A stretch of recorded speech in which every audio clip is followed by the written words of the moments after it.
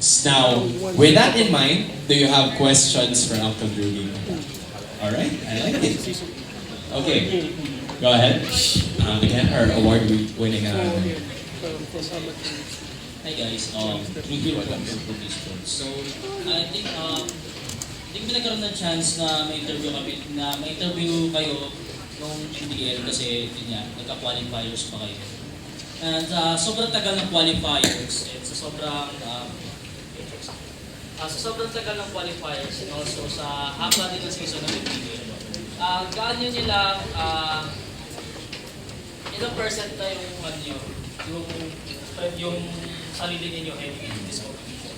Okay. Knowing na, of course, you're not just defending the title, but you're defending against an MPL side.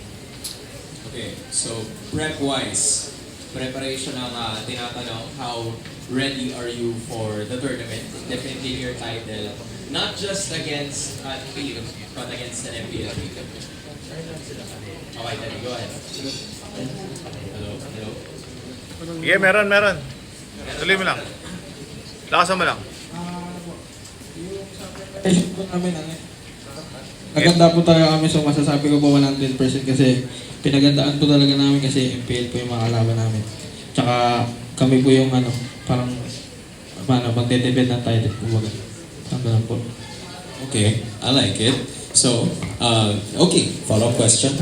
Follow-up lang. Kasi nung MDL, yung group stage, hindi ganun kaganda yung takbo niyo. Like, 13th seed kayo, pero ang ganda naman ng play-in, nung play-ins and playoffs nyo, na kumbaga naka-abot kayo hanggang top 8. And knowing that, sa palagay nyo, mas mahigitan nyo pa ba yung level na pinakita nyo noon? Ngayon. Hello. Yung una po kasi nangangaba pa lang kami kasi first MDL namin. Tapos nung playoffs po, doon nasanay na kami. Tapos hanggang ngayon, mas nag-improve kami. Okay. I want to ask the same question na sinabi ko kanina. Oh, do you have any follow-ups? Okay, thank you. Maraming salamat. I want to know what's the significance of RMC for you guys. Kasi this is, I believe, the second, time, or I assume for all of the other players, halos karamihan sa inyo nag-champion na dito. So, I want to know, how has, RMC been so important for you to, para malagay niyo yung pangalan niyo out there? Not only as amateur players, but already as MDL players. Okay, so, kasi you've been competing for for RMC for a while, di ba? Halos lagi kayo nagpa-participate and you guys were champions. Gaano ba naging kalaking tulong yung RMC in terms of you guys para mas lalo nyong mapaingay yung pangalan nyo as a team and as individuals? Sobrang laki po kasi sobrang laki din po kasi ng exposure ng Realme kasi isa po sa major tournament sa mga grassroots tournaments sa amateur tsaka parang sobrang laki po ng exposure tas nagkaroon din po ako ng pangalan kumbaga sa yun po nagkaroon po ng malaking exposure yung dahil po sa Realme tournament. I like it. And they're gonna be defending it this time. I assume you also have a question? Similar to sa question ko kanina. Matagal nyo na nakikita naglalaro ang immigrant sa MPL. Ano yung nakikita nyo advantage nyo sa kanila na magagamit nyo sa upcoming finals? Daddy, pili ka ng player. Pili ka.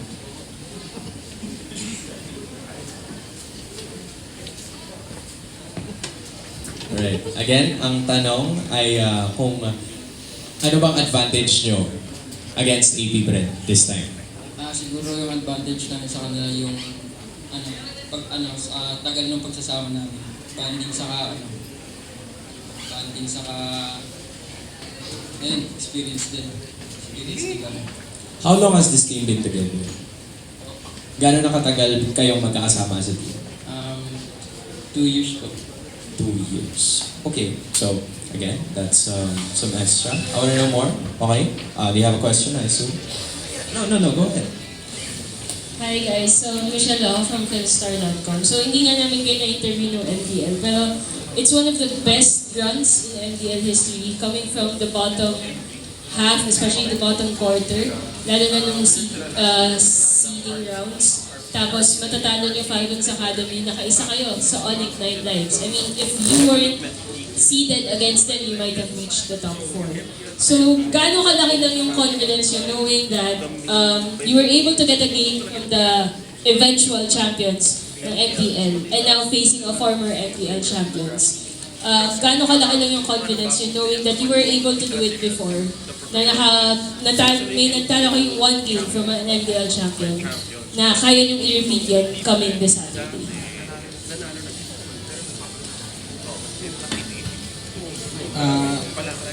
Ano po? Parang same confidence lang po katulad nung nakatalo kami ng mga top seed na team sa MDA. Kumbaga same lang po ng confidence. Parang po. And my next question is, ang dami nagsasabi, especially sa casters, na you guys are really a promising team, a team to look out for. Since na-cut short nga yung MPL run natin before the top 4, one of the questions asked was, meron pa bang surprise picks ang mga Kalru Gamer Pack na hindi pa nila nalalabas? And we might see if we go to Game 6 or Game 7 sa Sabado. Opo, Nagpunta tuloy yung coach.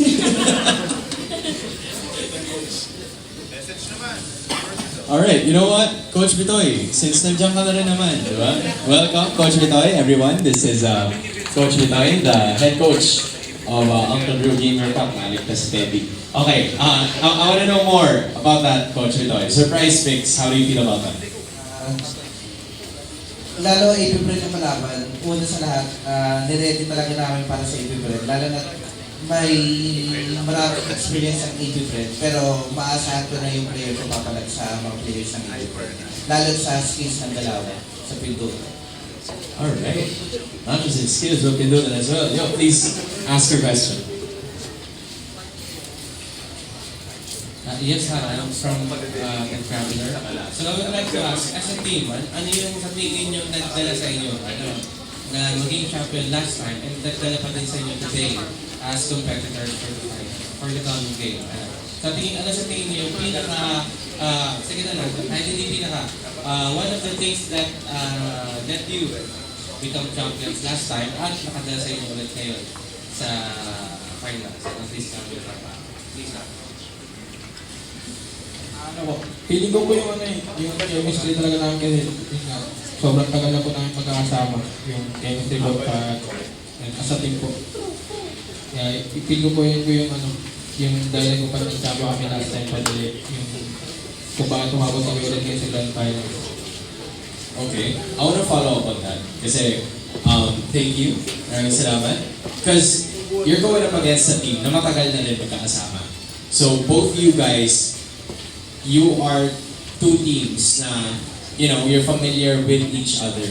So aside from chemistry, is there anything else na pakiramdam mo meron kayong competitive edge against? Ano po, siyempre po, yung last on page ni Coach Bitoy.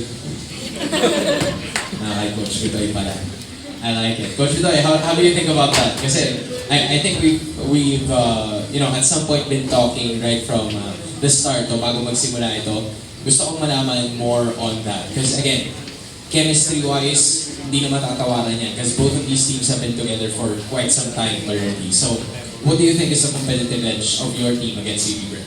Siguro, yung practices kasi nila talagang mas mahirap. Kumbaga, ang screen kasi nila mas pinapahirapan ko. Kumbaga, hindi sila nakakagamit ng comfort na parang counter-pick lagi sa screens. Kumbaga, lagi ko pinapagkala yung hero nila kapag sa screen. Para mas may knowledge sila sa laro talaga. Kung ano gagawin kapag na-outdraft ako. Siyempre, hindi naman ako perfect coach, pero aasahan nila may mga lasting draft talaga na ilalabas. Alright, I like it.